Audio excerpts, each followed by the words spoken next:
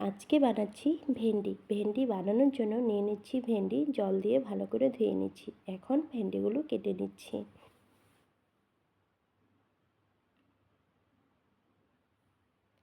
ভেন্ডি কাটা হয়ে গেছে, এখন কেটে নিচ্ছি পেঁয়াজ।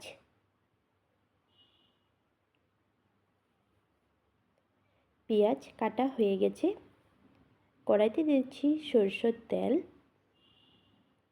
তেল গরম হয়ে গেছে, এখন দিয়ে দিচ্ছি কেটে রাখা পেঁয়াজ। পেঁয়াজগুলো সামান্য একটু ভেজে নিচ্ছি। পেঁয়াজ ভাজা হয়ে গেছে, এখন দিয়ে দিচ্ছি কেটে রাখা ভেন্ডি। পেঁয়াজের সাথে সামান্য ভেন্ডিগুলো ভেজে নিচ্ছি। এখন দিয়ে দিচ্ছি পরিমাণ মতো নুন, দিয়ে দিচ্ছি হলুদ গুঁড়ো, দিয়ে দিচ্ছি শুকনো লঙ্কার গুঁড়ো। 10 মিনিট এভাবে ভেজে নিব।